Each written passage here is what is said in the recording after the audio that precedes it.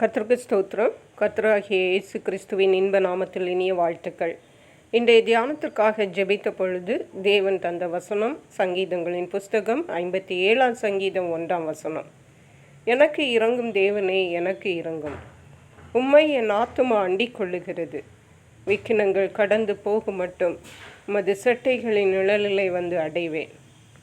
நம்முடைய கர்த்தராகிய இயேசு கிறிஸ்து அவருடைய பிள்ளைகளாகிய நாம் ஒவ்வொருவருக்கும் அடைக்கலமாக இருக்கிறார். தாவீது ராஜா இதை தன்னுடைய வாழ்விலே அநேகம் தரம் அவர் அனுபவித்தார். அவருடைய நடைமுறை வாழ்க்கையிலே அதை அவர் அனுபவித்ததுனால தான் இந்த வசனத்தை அவர் சொல்லுகிறார். எனக்கு இறங்கும் தேவனே, எனக்கு இறங்கும். உம்மை என் ஆத்துமா அண்டிக் கொள்ளுகிறது. அவருடைய ஆத்துமா தேவனை அண்டிக் கொள்ளுகிறது. ஆகவே எனக்கு இறங்கும் தேவனே, எனக்கு இறங்கும் என்று சொல்லிவிட்டு விக்கினங்கள் கடந்து போகும் மட்டும் உமது செட்டைகளின் நிழலிலே வந்து அடைவேன்.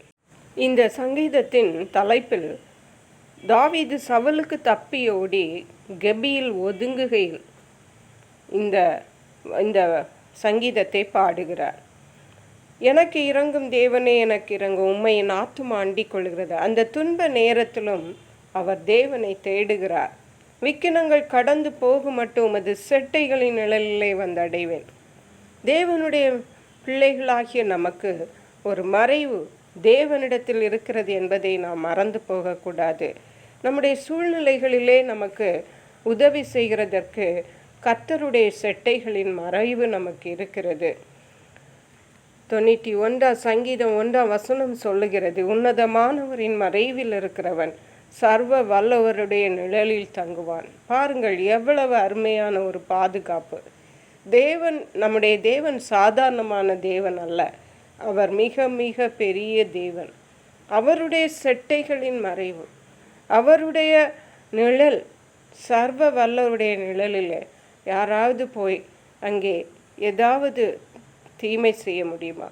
அப்படிப்பட்ட ஒரு விசேஷமான பாதுகாப்பை தேவன் தம்முடைய பிள்ளைகளாகிய நமக்கு வைத்திருக்கிறார். 27ஆம் சங்கீதம் 5ஆம் வசனம் சொல்லுகிறது, தீங்கு நாளில் அவர் என்னை தம்முடைய கூடாரத்தில் மறைத்து என்னை தமது கூடார மறைவிலே ஒளித்து வைத்து என்னை கன்மலையின் மேல் உயர்த்துவார். ஹல்லேலூயா.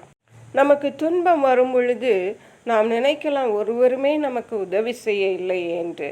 ஆனால் உண்மை என்னவென்றால், தேவன் நம்மை அவருடைய கூடாரத்திலே மறைத்து தமது கூடாரத்துக்கு உள்ளே இருக்கிற ஒரு மறைவிலே தேவன் நம்மை ஒளித்து வைத்து கன்மலையின் மேலே உயர்த்துகிறார். ஹல்லேலூயா. எவ்வளவு அருமையான தேவன் நம்முடைய தேவன்.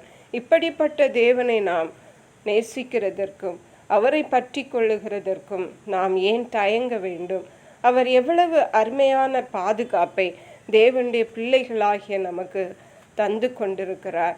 ஆகவே அருமையான கர்த்தருடைய பிள்ளைகளே, உங்களுடைய வாழ்விலே என்ன நேர்ந்தாலும், என்ன சூழ்நிலையின் வழியாக நீங்கள் கடந்து போய் கொண்டிருந்தாலும், உங்களை காக்கிற தேவன் உங்களோடு கூட இருக்கிறார்.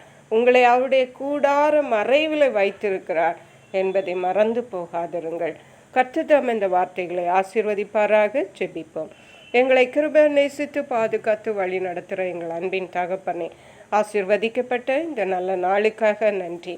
இந்த நாளிலும் கர்த்தர் எங்களோடு கூட இருந்து உம்முடைய கூடார மறைவில் எங்களை ஒளித்து வைத்து எங்களை நடத்துகிறபடியால் நன்றி. விக்கினங்கள் கடந்து போக மட்டும் அது செட்டைகளின் மறைவில் எங்களை வைத்திருக்கிறபடியால் நன்றி. நன்றி பரிசுத்த ஆவியானவரே. துதி கன மகிமை உமக்கே செலுத்துகிறோம். மீட்பரும் இரட்சகருமாகிய இயேசு கிறிஸ்துவின் இன்ப நாமத்தில் ஜெபிக்கிறோம் எங்கள் அன்புள்ள பரமபிதாவே. ஆமென். God bless you.